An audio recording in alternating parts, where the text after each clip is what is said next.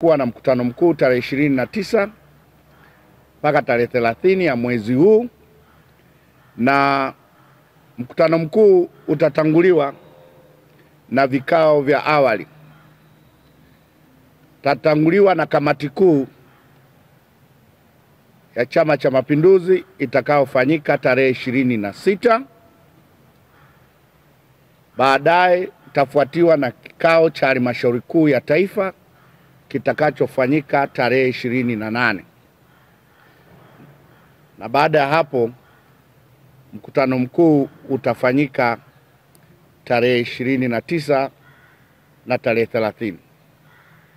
Nilieleza awali kwamba ajenda za mkutano mkuu huu maalum kubwa ni 3. Ya kwanza ni kupokea taarifa ya utekelezaji wa ilani ya uchaguzi kwa serikali zote mbili. Serikali ya Jamhuri ya Muungano wa Tanzania katika kipindi sasa cha miaka 5, na taarifa nyingine ni ya serikali ya Zanzibar. Kwa hiyo tutapokea taarifa za miaka 5 za utekelezaji wa ilani za serikali zote mbili. Ajenda ya pili itakuwa ni uzinduzi wa ilani ya uchaguzi ya Chama cha Mapinduzi.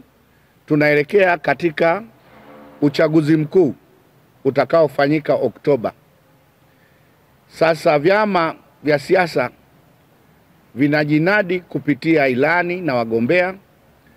Kwa hiyo Chama cha Mapinduzi kitazindua rasmi ilani ya uchaguzi ya mwaka 2025 kuelekea 2030.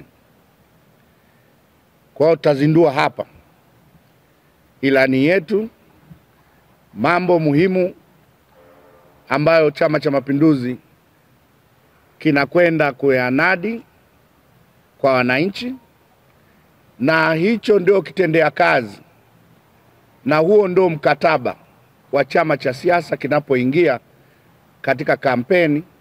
Kinawaahidi wananchi, ili kikichaguliwa basi ilani hiyo ndio mkataba na wananchi katika kutekeleza ilani hiyo. Ajenda ya 3 itakuwa ni marekebisho madogo tu ya katiba ya Chama cha Mapinduzi. Lakini pia kuelekea katika mkutano mkuu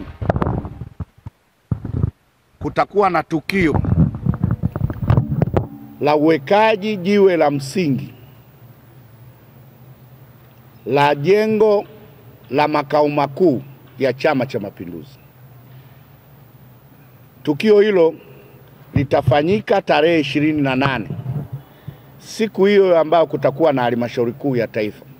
Chama chetu ni kikubwa, kinaendelea kukua siku hadi siku. Chama chetu sasa kina wanachama milioni 11. Maana yake ni chama kikubwa. Kwa hiyo ili tuwe na uwezo wa kuhudumia vizuri shughuli za chama chetu, tumeona sasa pale pamekuwa padogo. Sasa tuwe na makao makuu eneo kubwa. Hilo jengo litakuwa na facility zote zenye hadhi ya chama kikubwa cha siasa. Kwa hiyo wewe mtu wa Dodoma, mwananchi wa Dodoma,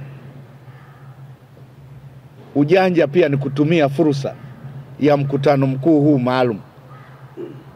Uwe bodaboda, maana yake shughuli zako zitakuwa safi. Uwe mamalishe, shughuli zako zitakuwa safi. Wenye mahoteli, wenye huduma za vinywaji, wenye ujasiriamali wowote, wauzaji wa uniformu, kila mtu atafaidika na uwepo wa mkutano mkuu. tunaenda kusimamisha nchi. tarehe 29 mpaka 30